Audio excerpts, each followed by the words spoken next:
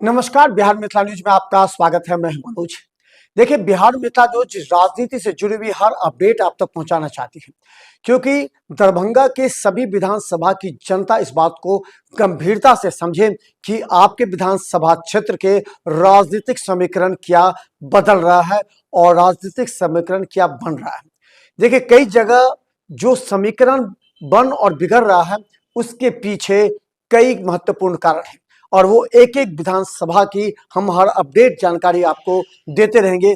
आप Bihar Mithila news channel को subscribe कर अपडेट रहें।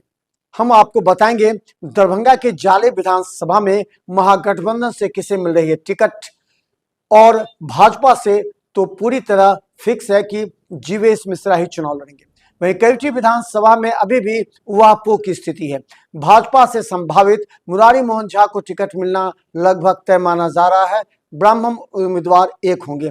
वहीं राजद से अभी तक कोई फिक्स नहीं हुआ है।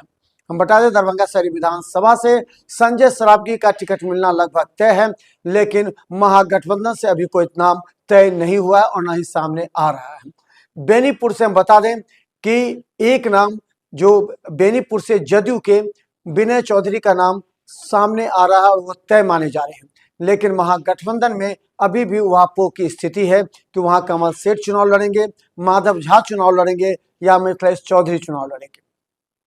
वहीं हम बता दें, बहादुरपुर विधानसभा से एक नाम लगभग तय माना जा रहा है, जहां मंत्री मदन सहनी जदयू के उम्मीदवार होंगे वो, और दूसरी तरफ बताते महागठबंधन से भी कई नाम आ रहे हैं। इस पर भी अभी चर्चा है, लेकिन भोला यादव का नाम सबसे आगे चल रहा है। इसके बाद हायाघाट बताते, हायाघाट में भी अभी उहापोह की स्थिति है। हायाघाट में महागठबंधन से भी कोई नाम सामने फाइनल नहीं आ रहा है।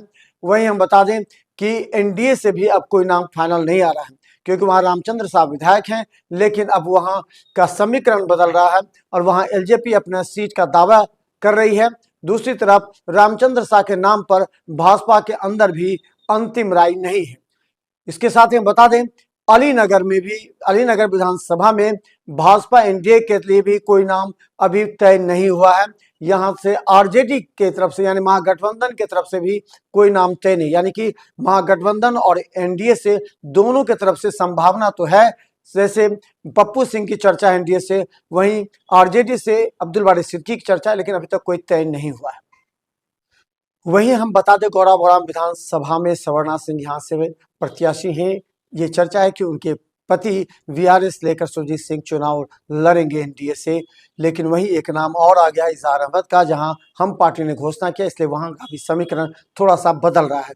अभी तक वहां वीआईपी की सीट तय मानी जा रही है, जिसमें वीआईपी के से संबंधित उनके परिवार के ही कोई चुनाव लड़ने की संभावना है। कुशेश्वर स्थान से हम बता दें कि जदयू से अशोक कुमार के बेटे के चुनाव लड़ने की वहां लगभग तय माना जा रहा है, लेकिन महागठबंधन से भी कोई नाम तय नहीं हुआ है। तो लगातार देखते रहे बिहार मिथिला न्यूज का हर अपडेट आपको हम दिखाएंगे। यूट्यूब पर बिहार मिथिला न्यूज सर्च करें, सब्सक्राइब करें, और लाखों लोग हमें सिटी केबल, दर्श और जीटीपीएल पर देख रहे हैं। आप भी सब्सक्राइब करें। धन्यवाद।